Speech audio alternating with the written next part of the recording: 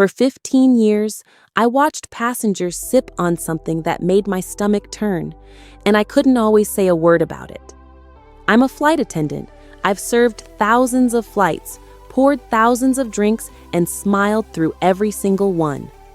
But today, I'm breaking my silence because what I'm about to tell you could save you from a trip to the emergency room instead of a trip to paradise. Let me set the scene.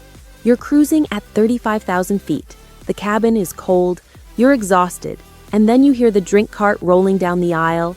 You smell that fresh coffee. You think, a nice hot cup of tea is exactly what I need to warm up. So you say yes, please. You take a sip, and right there, you've just made the biggest mistake of your flight, and you don't even know it. Here's what nobody tells you.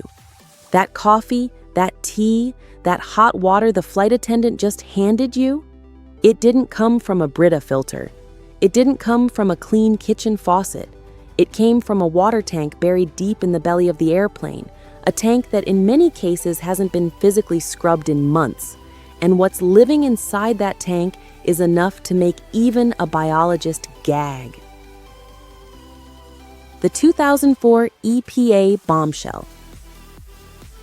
Let me take you back to 2004.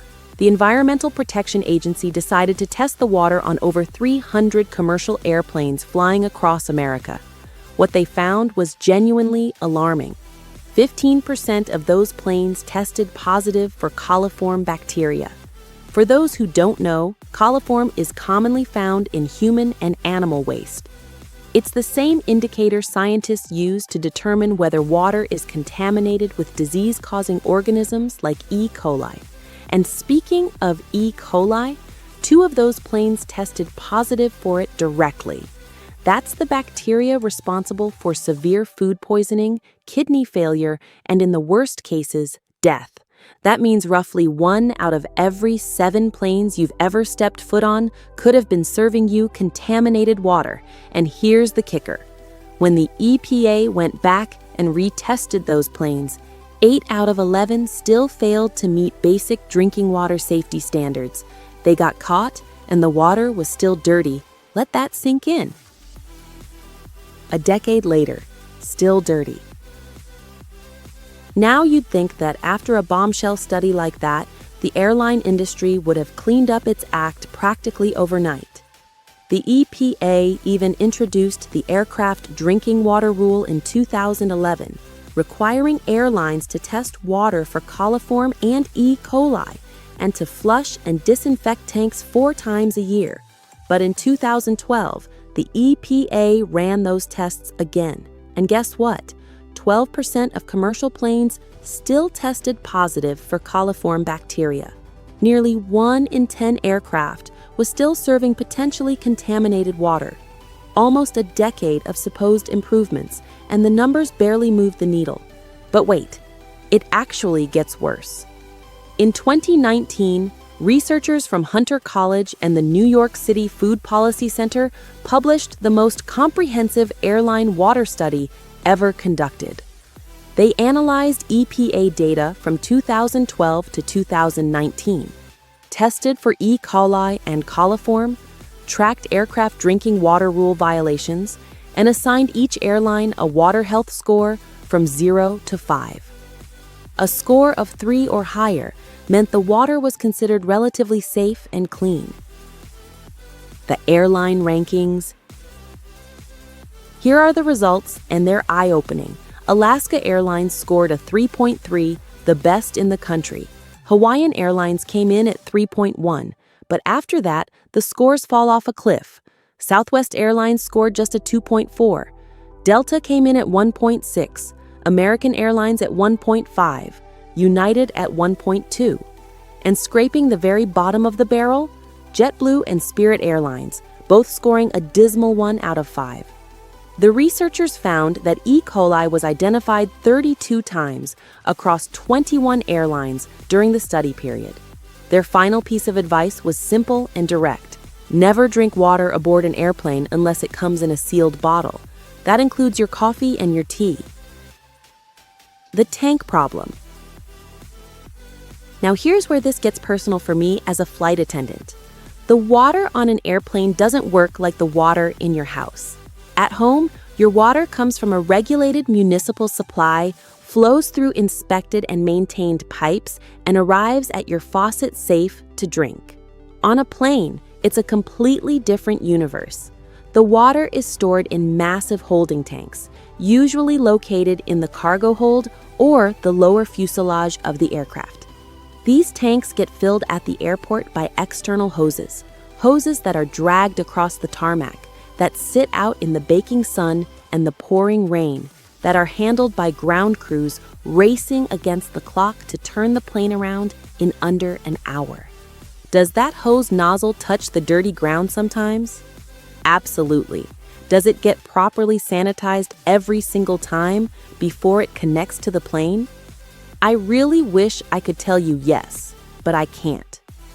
An Irish study published in 2015 found that in some cases, the water transport vehicles themselves were the primary source of contamination, not even the tanks.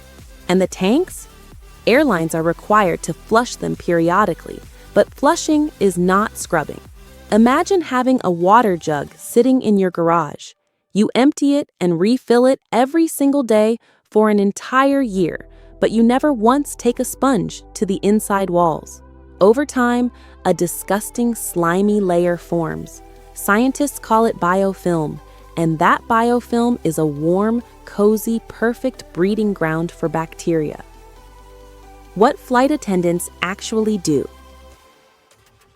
So here's the million-dollar question.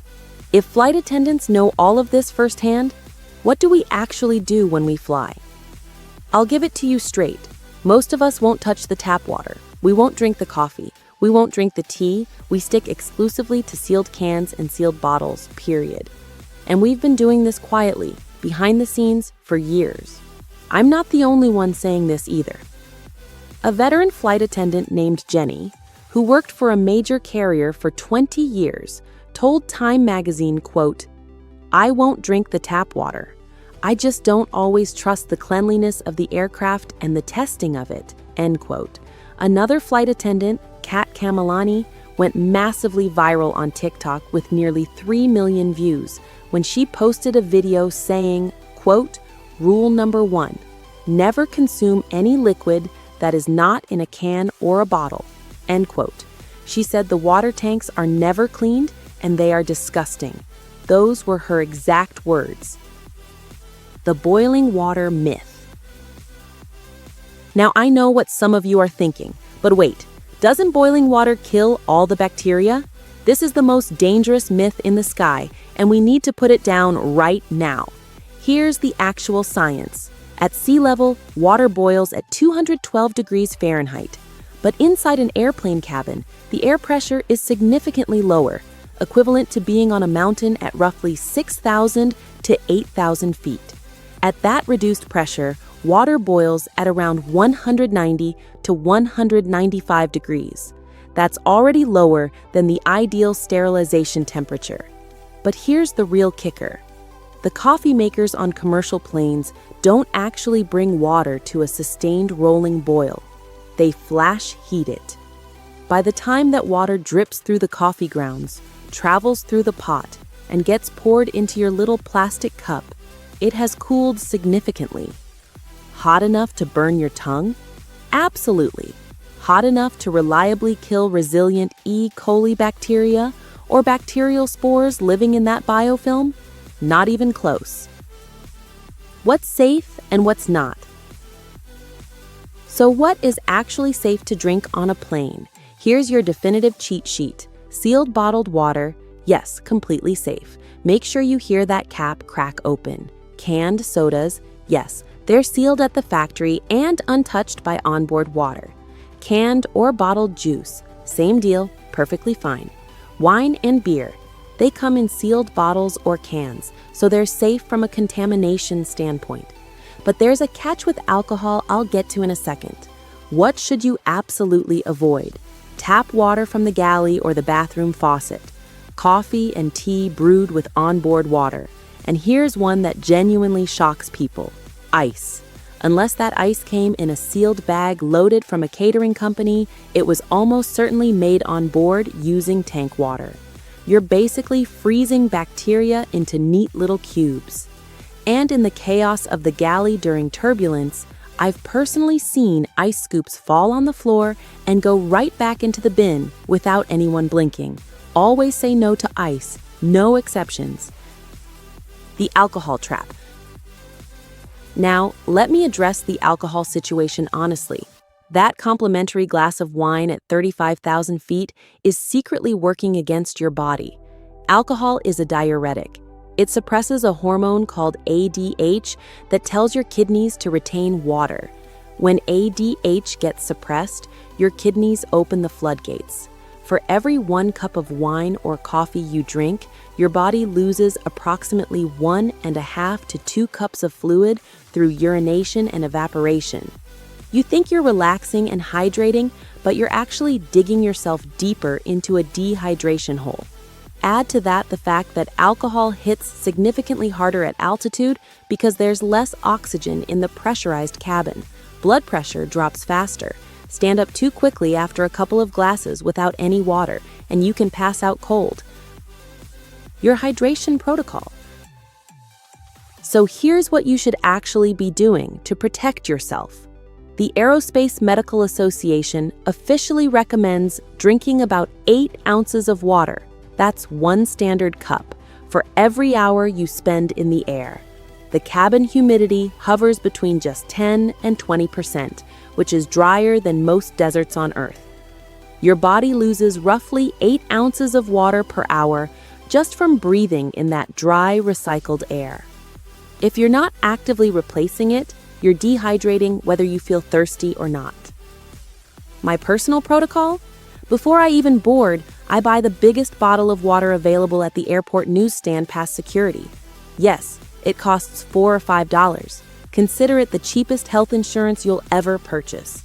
But here's the advanced move that separates informed travelers from everyone else. Plain water alone isn't always enough, especially on long-haul flights. When you drink large amounts of water without replacing electrolytes, you can flush out critical sodium and potassium. This leads to muscle cramps, fatigue, and even heart palpitations. The fix? Pack electrolyte packets. Liquid, IV, LMNT, or Nuun tablets all work great. Pour one into your first bottle and sip it throughout the flight. Pilots have been doing this for years. Now you know their secret too. The other side of the story. Now, in fairness, I want to present the other side. Not everyone in the industry agrees with me. Aircraft maintenance professionals have pushed back against the viral flight attendant warnings.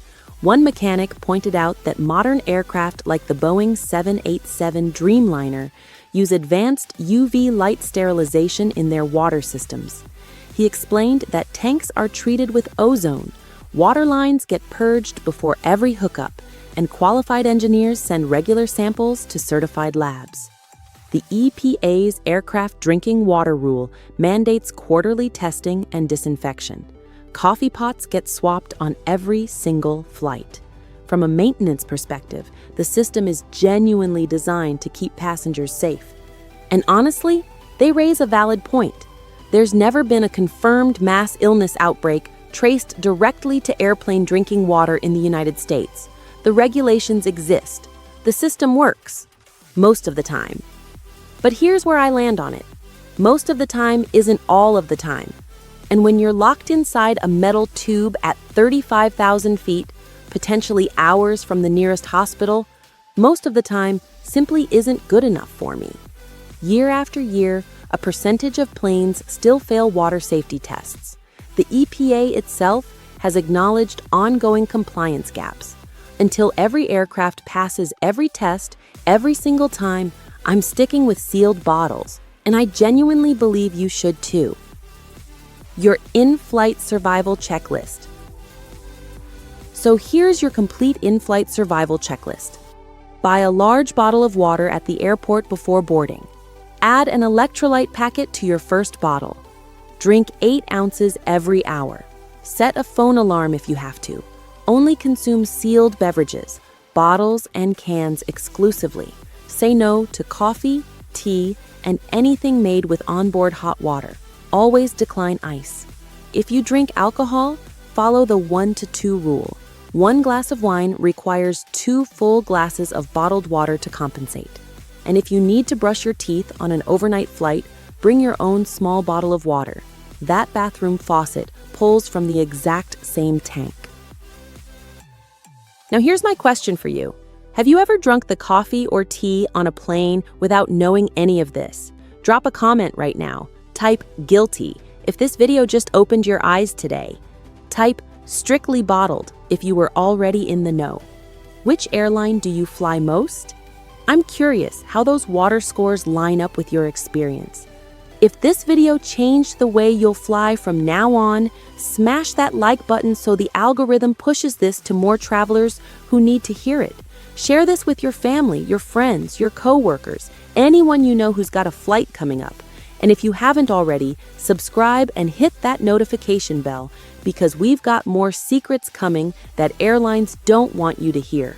Your next flight is around the corner. Make sure you're ready for it.